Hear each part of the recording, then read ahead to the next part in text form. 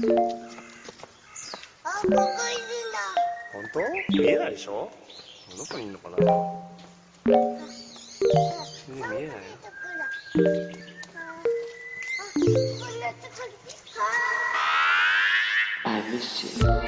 What's good, Internet? It is Austin Walker. It is October. What is this is the first time you've done 5th. this. You've never done a date intro. I know, that's why I'm bumbling it. But here's the thing is, the last time we did an intro, the weather was really bad, and so I was just, focused on that. Today, the weather is, that exact perfect New York fall weather, so all I can think about is, it's October. It's exactly the platonic ideal of an October day in New York right now. So I'm focused. I want to say October, you know? It's beautiful out here too. So maybe we're gonna jinx this, and then 15 minutes from now it's going to become a torrential downpour. But right now we both have nice weather. I'm going to try and enjoy it. It is extra beautiful in here today because I have a special guest, and he's covering his face right now and wiping sweat from his brow. Harvey Smith is joining us, surprise guest. Hey guys, very happy to be here, and very happy it's October, my favorite month. Is it because of Halloween? Is it because of the weather? You know, growing up in Texas, my family spent half their time on the Gulf Coast because that's where one part was from, and half the time in Central Texas, which both are hot, and one's really hot and muggy. And so somehow, after these summer days where sometimes it's over 100 for 30 days straight or whatever, it's oppressive.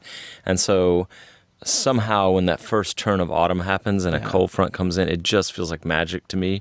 And then it signals the coming of Halloween and the holidays and all that. It's wonderful. Lots of masks, lots of... which, I guess, I'm curious, how is Halloween in the part of the country where you were from? Is it a big deal? Do people, go all out? Is there lots of decoration? Yeah, spook houses and setting your house up like a haunted house or whatever... having big parties, everybody being in costume. It's maybe more a function of age than anything. In December I turned 50, which is astounding to me. But growing up in the 70s, I was surrounded by all these aunts who are younger, who are would go all out for all the cousins and stuff, and dress as witches and cats and et cetera, and put black plastic trash bags up in the garage to make a little labyrinth or whatever, and we'd bob for apples, all that stuff. We'd go trick-or-treating. The rumors of poisoned pixie sticks and razor blades and apples and all that was that was exactly when people were talking about all that, but it was still so much fun, That's, I wonder if, I'm sure that there are people listening at home thinking of course this dude loves Halloween. Look at the games he's made. Look at the games that he's been part of. These are spooky things sometimes. These are lots of masks. Very intricate masks sometimes, and lots of spook houses in the sense that let me build something that has a specific effect in mind. That I thought we were just shooting the breeze, but you're going boom. deep. What's good? Well, so Austin Walker's equivalent of shooting the breeze. It is. No, I love it. Who else am I going to ask that question to? I have spent a lot of time thinking about horror and coping with things and mastery of scary feelings that you have when you're a child, and how we make it into something that we can get our heads around by making it a creature from the Black Lagoon or a werewolf or whatever, instead of something else, right? That's the uncanny terror. Some of my favorite type of horror is more like that. One of my favorite horror movies is Ginger Snaps, the film about teenage girls that become werewolves, and what all the stuff in their world they're coping with, and so horror as an allegory for that sort of thing, instead of fetishistic horror that's just made to creep you out or disturb you or whatever.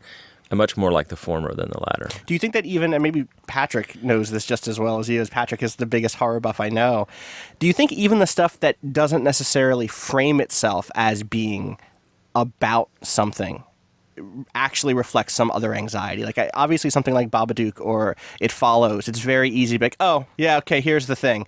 But even the B-movie, even the slasher flicks, even the sort of schlocky horror that is just trying to make you have a jump scare, is there something lingering there too, just harder to dig out? Or maybe even something that the creators weren't aware of in some cases? Well, yeah, I mean, that's one of my favorite forms of criticism, is the sort of after-the-fact analysis of what was really going on there, whether the creator was conscious of it or not. I mean, you could look at the James Whale films, Frankenstein films, and talk about his the fact that he was gay in Hollywood at a time when it wasn't widely accepted, and you could look at zombie films. We just finished like a decade-long obsession with zombie films, and you could talk about fear of crowds and fear of shortages and mobs and maybe race relations in there somewhere, but also... That's certainly the classic zombie thing, right? Like fear of death, fear of disease. It's like that stuff is way more fascinating to me than just the... I guess all of it. You're right. It's fascinating for somebody. Each one is probably interesting to somebody, but wait to see if Patrick, who is our horror expert, had a weigh in here. Because I know, Patrick, one of the things with you is like you do just say, no, like I love being scared. I love goofy horror movies.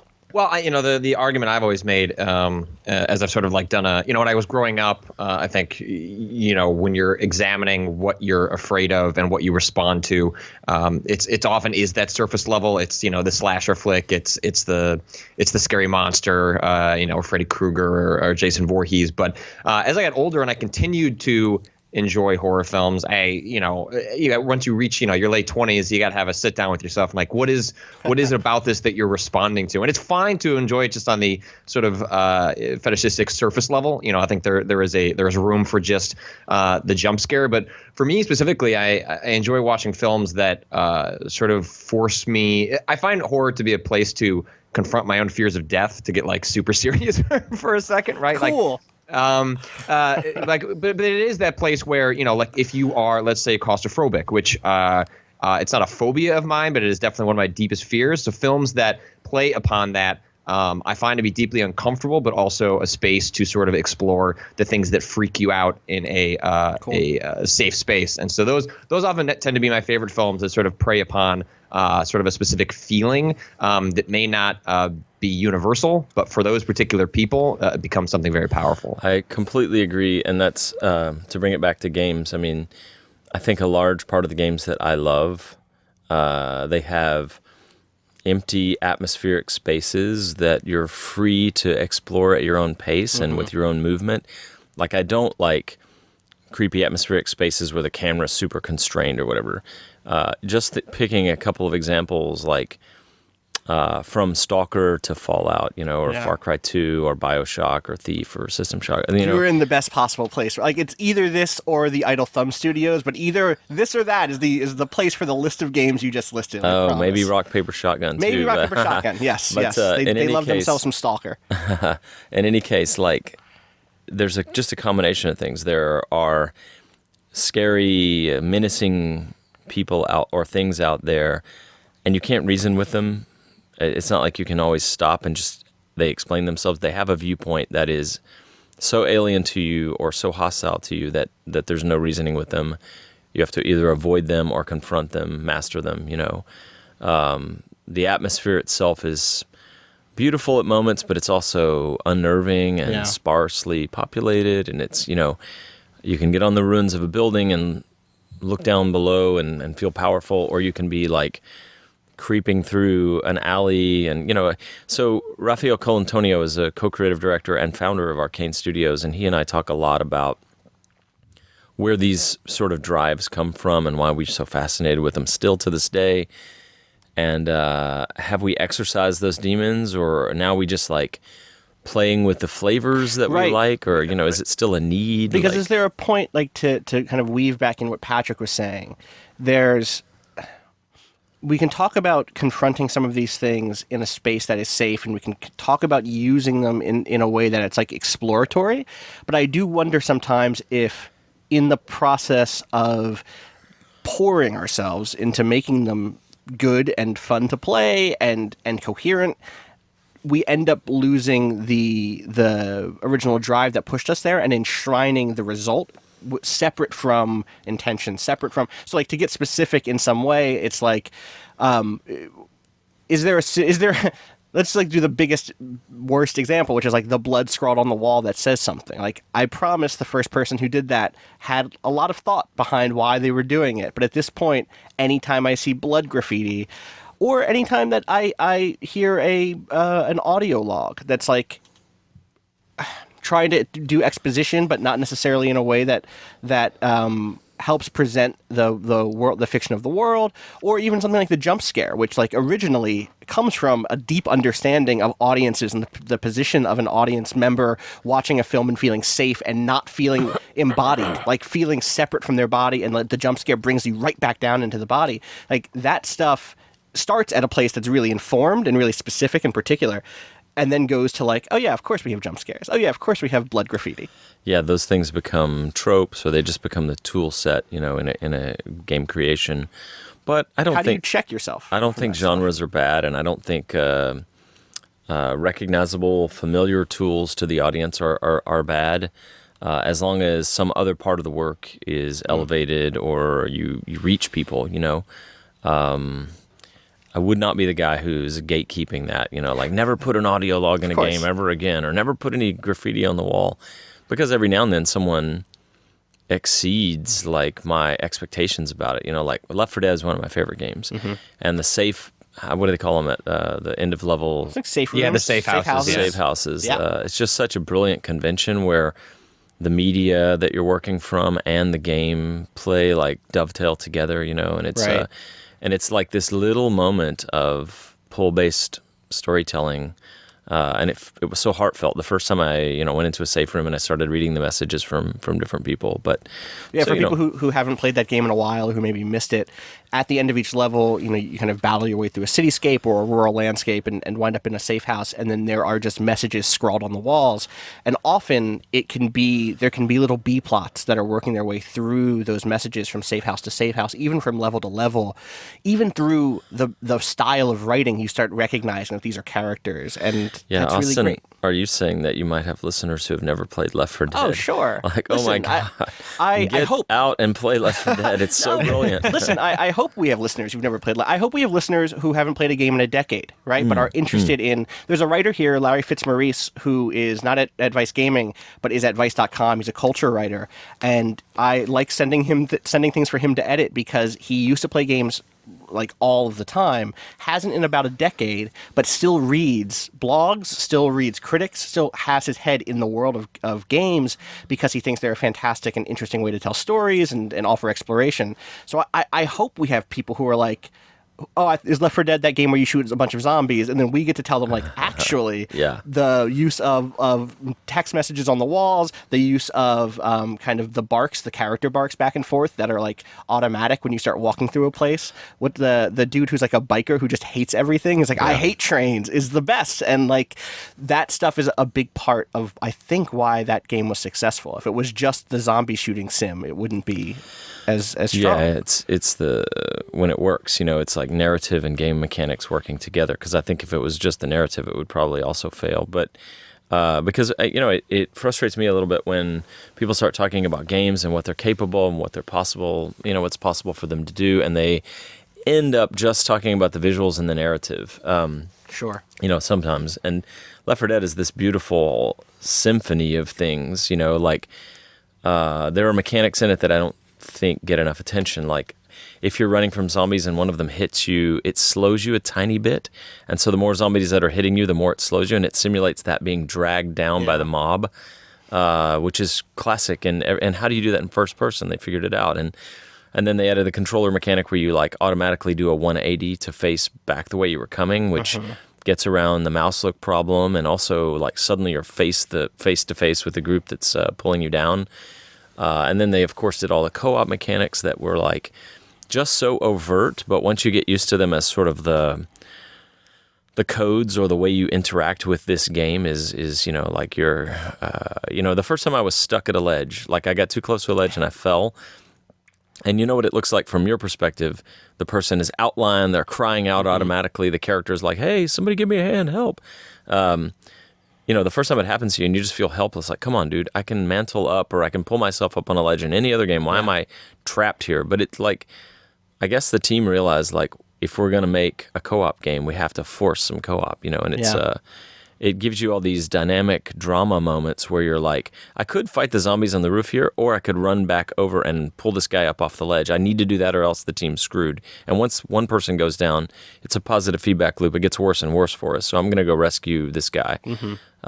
Just a brilliant that's really game. great. That reminds me, actually, and the way you speak about mechanics in general, one of the things that struck me this year at E3 was, first of all, E3 this year like pretty much broke down the on-stage presentations anyway into kind of three categories, I think, which was the kind of Sony style, which was like orchestral swells, no one on stage, here's the gameplay, it speaks for itself, here's a trailer, this is all we're going to say about it, the end. Or catch us after for an interview. Then there was the kind of the other style, which was at a bunch of different presentations, where it was some people on stage who spoke briefly, then a gameplay trailer that spoke, again, tried to speak for itself, and then cut quick out, you know? But at Bethesda, you know, at their stage show, you went up for 20 minutes and talked through a playthrough of Dishonored 2 and got into the nitty-gritty, talked about systems, talked about the way systems interacted. Was that was that meant to be this alternative choice, or was that just the obvious way for you to do it? Did you just like, oh yeah, of course this is what we're going to do? You're talking about the Bethesda E3 At the showcase. E3 showcase, yeah. And which we've done 2 years in a row and has been a great experience for me and Raphael and Arcane both times. I mean, 2015, nobody really knew we were doing Dishonored 2. And so unannounced, Raph and I came out, and I guess people figured it out when they, saw that the two of us were together. But we were able to say we're doing Dishonored 2, and Emily Caldwin is our lead protagonist, and that was a great moment. And then last year, of course, we anchored the show, showing the gameplay for the first time. That was also great. But, the fact is, I think we're just nerds. We're like those, the two or three people that start a craft beer place on the edge of town or whatever. They're total hipsters and they're into what they're doing, and they make all these different brews, and they can explain to you the chemistry behind it and all that. Like, we love games, like a lot of people do. We love games like that, and so it's very hard for us to talk about that stuff without just nerding out. Now, that said, that went on for a while, and I needed water halfway through it. My voice was breaking, and somebody ran up and gave me a bottle of water, which was great. But I got feedback later. Surprisingly little feedback, by the way. So I still have no idea how people perceive that. So it's interesting to hear you talk about it.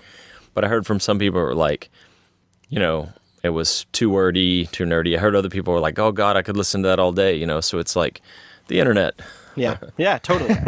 I'm definitely in the latter camp, but especially because that was a show that didn't give designers and developers that much time to talk about their stuff. But like, it's a press show. It's a consumer facing show. So maybe I shouldn't be too surprised by that. Yeah, that's always a trade-off, isn't it? Like, how polished and slick are these things versus how much do they get back to the heart of what really is about games, which is the people who play games have, by definition, some sort of esoteric knowledge that's pretty deep about the experiences they have. So is it the equivalent of like filmmakers talking to film aficionados, or is it all marketing and press and all? And it's, games are struggling back and forth with that, of course, and there's a need for both. But yeah, that's what I like about the showcase, is that it's a bit of both. Harvey, I'm curious, you've had is this the first sequel that you've worked on since Invisible War, probably? Yeah, for me, this is an interesting moment in my 23 years in games. That's a good point, because it's the first time since then that I have back-to-back worked on 2 games, right? Like, I've come in and worked on somebody else's sequel or whatever, but like this is the first time that I've had the opportunity to like work on a game for 3+ years, have it be very well received, and then immediately roll into the sequel. And I know everything seems obvious from the outside or in retrospect, of course, always. Oh, they should have just done this or that, and then nobody understands the constraints around what on that day what the constraints were. But I have to say it's tricky. It's an interesting balance. And for Dishonored 2, I finally feel like we have that figured out.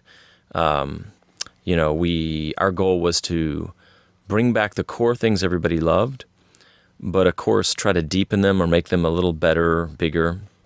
And I can talk at length about how I think we've done that.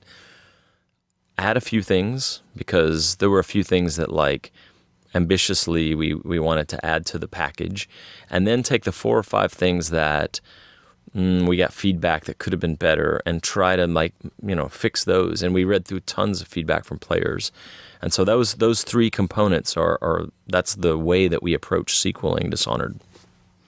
Is that one of those things where I guess the thing I hear from developers a lot is, man, we got really good at making this game by the end. Like, we were bad at this when we first started. We knew what we wanted. We knew what we wanted to evoke. We didn't know how to get there. And if you've spent a lot of times, they go from making that game to going to make something completely different. Was it an easy pivot from finishing Dishonored 2 to like, all right, let's just keep this train going? Was there ever a moment where you felt fatigued by Dishonored? Not fatigued at all. We love the Dishonored universe, and we love... Actually, this is one of the strongest fan community development cycles I've had. For almost 8 years, I've been interacting with Dishonored fans, and I always explain to people that Dishonored is not one thing. It's a bunch of overlapping circles. We have people who love stealth games, people who love immersive sims, people who like first-person shooters, people who love the Victorian setting, people who love the art, people who kind of like the touches of horror at the edges of it, people who have latched onto a particular protagonist or some element of the story, people who like supernatural magic, people who like assassination games, so it's people who like non-lethal and not being, it's a game about assassins where you don't have to kill anyone, literally. So it's a bunch of overlapping circles. I don't know if we ever feel that we're good at it, right? It's a struggle all the way through, and you really have to go through the process on a game this big to see this thing that people allude to that's very true, that at the end, just in the final weeks of the project, it suddenly gets much better synergistically by a lot of little tying off and tuning and acknowledging that this is never going to change. You've got to do the best you can around it. And suddenly the whole thing like elevates in a weird way. But yeah, I mean, I love Dishonored, so psyched to be doing the second one, and we hope everybody loves it as much as we love it, because it's bigger and better Dishonored, plus some new things, plus fixing some things that we thought needed fixing. You mentioned having all of those different types of fans. When you come back and pitch Dishonored 2, how do you do that in a way where you don't feel like you're letting one group there down? So you open that presentation at E3 by saying, in Dishonored, you play as a supernatural assassin in a steampunk city. The game blends combat, stealth, and mobility, giving you many different pathways and approaches, which is that's 2 sentences, but in my heart of hearts, as someone who writes a lot, I bet that the writer, just broke themselves over those sentences until it was as tight and compact and as meaningful and as yep, this is it. This is the core of the game. 2 sentences. We have to say it in 2 sentences. But it's when you funny hear that, by the way, the writer was me and Rafael Colantonio. We do sometimes work with a speechwriter who helps us get our nerdy ideas packaged down. But at the end of the day, we're very hard to work with, and we take back control and we make sure that what we're saying is from our hearts, literally. Not literally, but you know what I mean? It's I mean that seriously, earnestly. So you're right in that way that you take a class on somebody tight with language, I guess Alice Walker is coming to mind because I love the color purple, and I got halfway through Beloved a couple of times, and I'm that's the thing I'm trying to read now. But it's true of Shakespeare too, true of Nabokov, where you read a sentence on surface and you kind of follow it, but then you go back and unpack it, and it means so many layers of things. And yes, that opening was deliberate, because it was look, this is not just some marketing presentation. This is we need to communicate to the people that are really listening for this kind of dog whistle, I guess is the right term, right? Because we want to signal to people that this is what you've been waiting for. We're not leaving the combat behind. We're not leaving the stealth behind. We're not going... Is that a tough thing to do on the design side, too? Or is that... I know when I do anything, I find myself with favorites with babies, right? This paragraph is the best, or this part of... We're launching a site here, right? And I can find myself on some days getting deeper into the nitty-gritty on, say, short-form video production than I can long-form video production. And it's on paper, I need to be treating those with equal care, because both are very important parts of the strategy of launching the new site. But I like being in front of a monitor with a video editor, and I like digging into that stuff. And if I don't check myself, that's a real risk. Is there something in Dishonored that is your draw? It's the relic calling to you? Yeah, it's funny that you say that. We have how do you put it? An organic strategy for that. It's too touchy-feely to call like a set of principles or whatever, but it's like what we try to do is have a fairly flat organization for most of the project, but with somebody like a creative director who can like step in and make decisions, and so nobody's stalemated. But our strategy there is to have people empowered in roles where they're doing their own thing, something they really love that they've gravitated to, where they become the champion for that thing, whether it's audio design or whether it's the PS4 as a platform, or whether it's the stealth or the melee sword combat or the bone charm crafting or whatever. There's an advocate, I guarantee you, or two on every one of those teams. And that's my way of saying what you hear a lot, but it's really true, which is this is not one guy who starts out with a perfect vision and a bunch of drones execute that vision. It's on both levels, that's not true, right? First of all, the vision changes constantly. It's a process. Vision is a process where, you say some stuff and somebody challenges it, so you shift a little, you have to pivot a little. Well, okay, that's a little weaker, but he really responded to that part. And then you say it again, and she's like, oh, wow, she lit up when I talked about this part, so I'm going to, and you just keep doing that for 3 years, and by the end, you look brilliant because you have this vision, right? And the vision is collaborative from the jump. From the jump, and if you're open. And then the other thing is the team members contribute so much. I've talked at length about, like, Dinga Bakaba is our lead designer, and I started thinking about this project on my own because the team was working on the DLC for Dishonored 1, and I kind of had one eye on that. Raph started thinking about the new game that he wanted to work on, but had one eye on the DLC as well. And so for a while, Dishonored 2 was just me thinking about it. And I had this leap about using Emily. Like, it wasn't an obvious thing, but I was like, oh, we'd have to move forward in our timeline 15 years, and then it would work. And then I started pitching ideas. But the first person who really came in with me on Dishonored 2 and worked closely was Dinga Bakaba.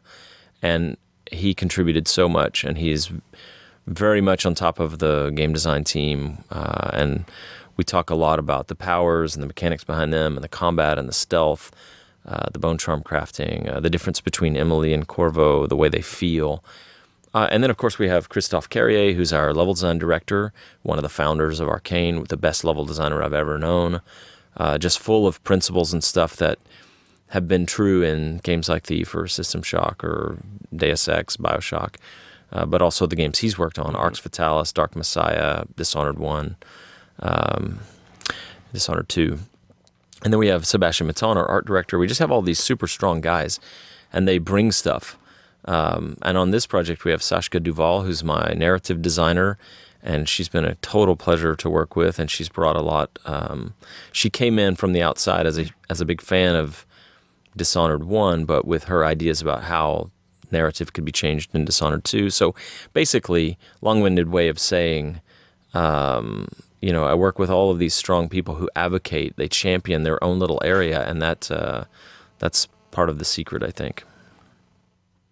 Harvey, you mentioned that one of the things, when you're kind of paying attention to what people are saying, whether it's the critics or fans in terms of building a sequel, is that folks have a tendency to say, oh, this is the very obvious thing they should have done. Of course they're going to do this. Why didn't they do this? Is there something specifically, because you mentioned that often people don't understand the constraints of production and the constraints of development and budget and things like that probably go into what allow those decisions to be made, whether they're compromised or not. Like, is there something in particular that stood out that people were pointing to that you either addressed in the sequel, or that's just kind of the way it was for a specific reason?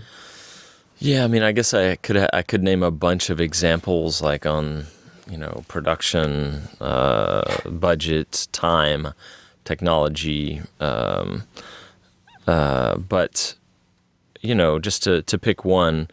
Once in a while, I hear from people like, "Oh, I love Dishonored." Even I hear from the people that really like it, but I really would like to be able to carry whatever I want in either hand and switch them out and do this in the left hand or that in the right hand and have 2 pistols, one in each hand, or 2 spells, one in each hand, or whatever. And that's a game design. You could make that game. That'd be cool. We opted not to do that for a very specific reason, and early on we did actually test other models. Raphael and I, with our team in Austin, we did very early prototypes on like not having the sword in the right hand, for instance. And what we found was the way we wanted to tune the game otherwise, in terms of how fast the guards react, the fact that some guy might leap across the room and swing at you, the tension we wanted to create through those mechanics, putting you exactly in the right moment. You happen to be balancing on a railing above some guy, and you have a split second to assassinate him and drag his body up onto the roof. No matter what else, it really helps to have a very quick, like 50 millisecond button that you can hit that blocks or assassinates. And so we put the sword in the right hand, and that's what goes in the right hand, and that's why. And it's cool to be able to put whatever you want in the left hand, like your crossbow or your pistol or the blink spell or devouring swarm or domino now or whatever. But like we adhere to that thing where, yes, dual wielding is cool. Yes, that other model could be made to work in a different game with different timings and different tension and different goals. But in our case, to be able to block and throw a guy off balance with perfect timing to parry that blow, or to be able to move up behind your target and like feel that very vicious, like, I'm taking your life now, you know, and dragging you back into the shadows. Like, you need the sword in the hand all the time, you know. My question is like the opposite of that, which is, that's a really good explanation for why a thing is the way it needs to be, or the way it is the way it is. Is there anything where someone has issued criticism to you and your gut reaction is like, no, of course we have an answer. Of course it's not like that for this reason.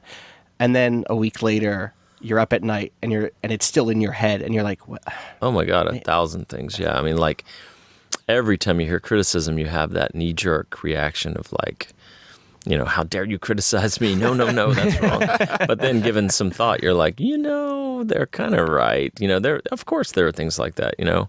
And like I said, Dishonored 2 is improvements on the core elements. It's a few new elements. And then it's course correcting on 4 or 5 things. And those 4 or 5 things probably represent what you're talking about, you know. What's like one of those 4 or 5 things that comes to mind? Well, for instance, we're big fans of our art direction and our style as led by Sebastian Mitton and in the first project, Victor Antonov. Sebastian was art director of Dishonored 1 and 2. Victor was visual design director of Dishonored 1. And they work very closely together on the first game, and now it's been Sebastian solo in the second game.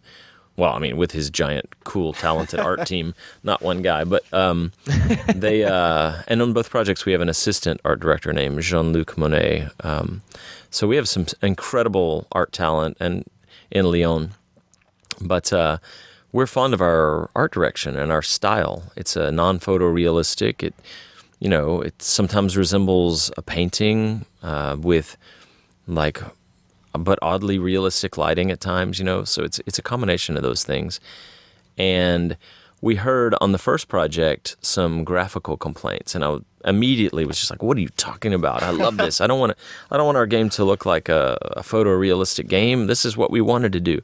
But then when you dig further into it, even if the players are not articulating it exactly the way I would, you realize that what they're talking about is maybe the rendering technology or whatever. And most people care about the composite. They care about the experience at the end. Most people don't get nitty gritty, which is why to some players, when they're complaining about one little thing that is the most important thing in the universe to them, they feel like we're ignoring it. But it's just like that little thing matters to you, and it doesn't matter to 99% of players. They care about the experience. But anyway, so for this project, we rewrote the technology underlying the game. We started with id Tech, and we rewrote, like, our engineering team, led by Hugues Tardif, wrote like 95% of it again, and it's the Void engine, and it's what we showed off at E3, and it's what people are now playing in the hands-on events that we're holding across the world. And so that's an example of, like, initially feeling defensive, but then acknowledging that there was a very specific point in there somewhere. So we've preserved the art style, the signature art direction, but we've buttressed the rendering technology. So speaking of feeling defensive, a thing I've seen from some people, and this is not unique to Dishonored, I don't think, is like at the announcement of Emily, obviously lots of people were really excited that you could play as Emily Caldwell, like really great character in the first game. I love time jumps. What did I say? You said Caldwell.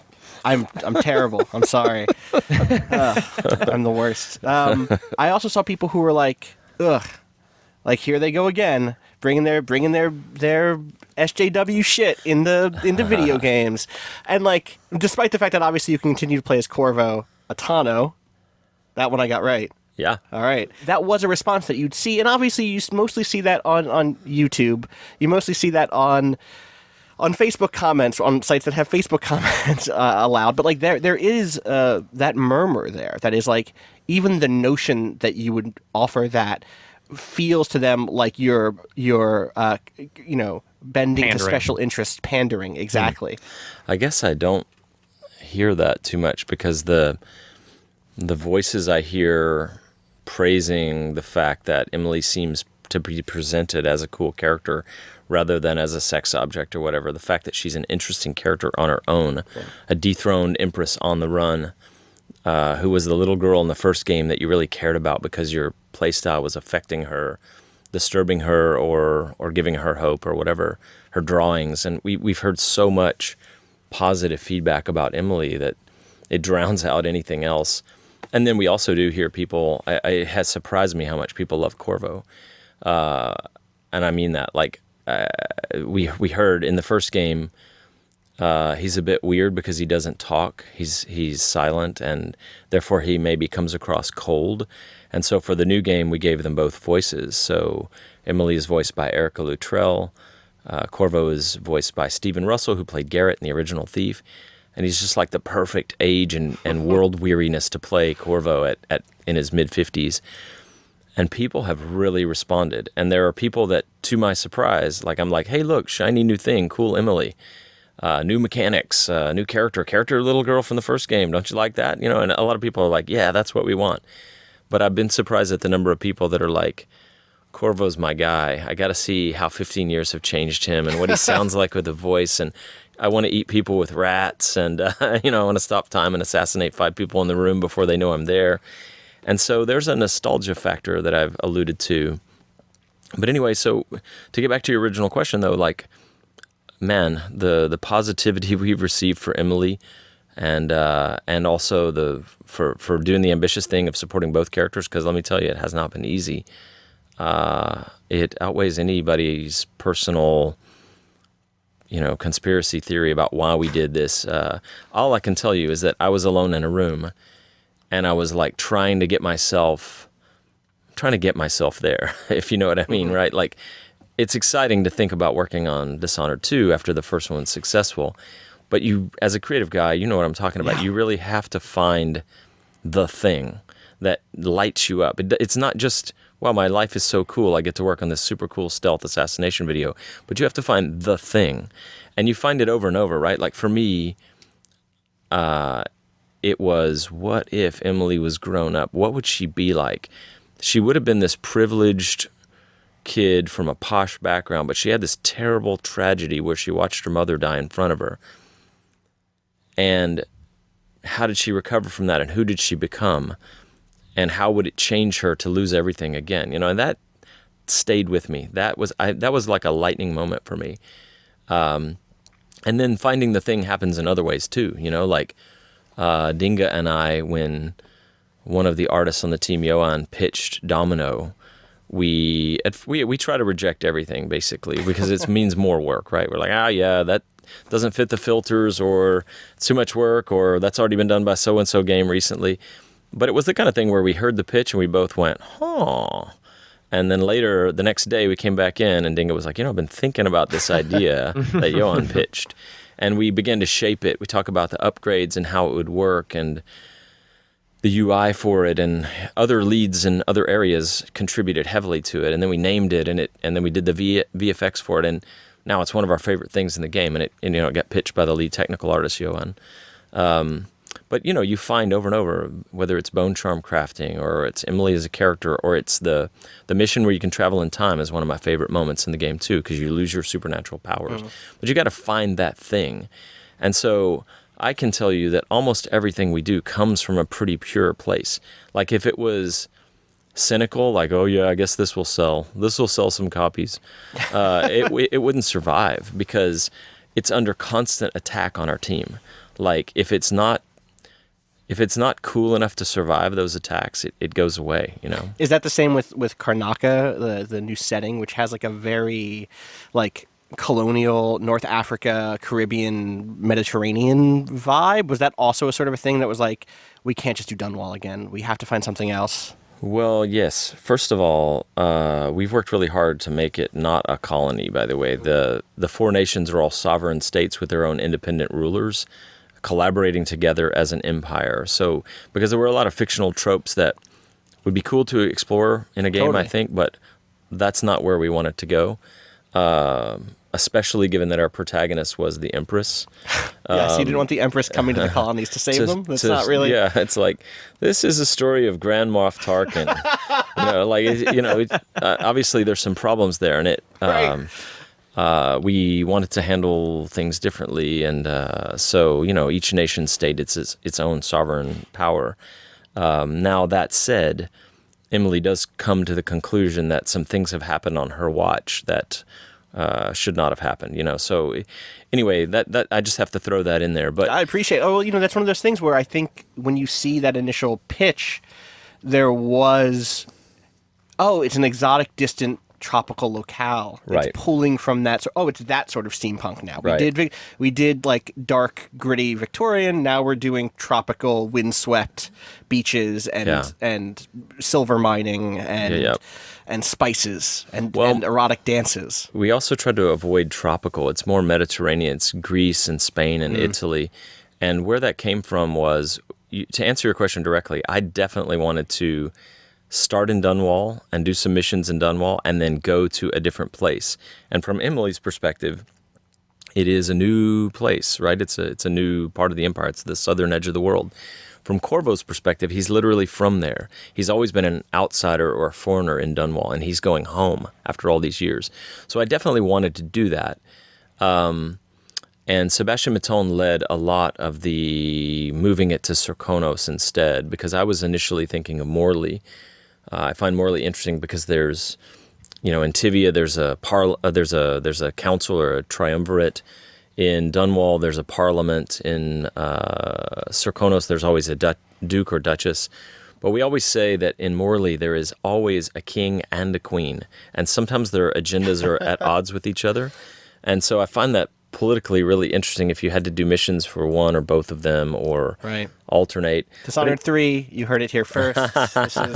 But Sebastian had a strong vision for this place at the southern edge of the world that resembled parts of Italy, parts of Greece.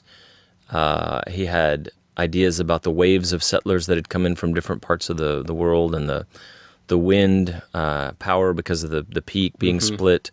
And so we just rolled with that. Again, we have very strong leads, and everybody has their say, and when the better idea wins out generally. Well, I want to keep talking to you about good ideas. I want to keep talking to you about windswept vistas and about all the different aisles of the game. Unfortunately, we are out of time in the bunker today. We have to hand it off to someone else who is doing some VO work in here. We are still in the bunker for people who have been following along. We just have much better mics today, which is great. So thanks so much for coming on, Harvey. Thanks to Mitch, who is engineering this right now. Thanks to Tim, who is our new podcast producer. Thanks, Patrick, for calling in. And thanks to Bowen, who lets us use the wonderful track Miss You off of his EP, Pale Machine. I remember the name of the EP without having to look it up. That's good. Catch us again on Monday. Harvey, thanks so much. Yeah, thank you guys. Dishonored 2 comes out 11/11/16. We're super excited. We hope everybody loves it as much as we do. Great. All right, we'll see you on Monday. Peace.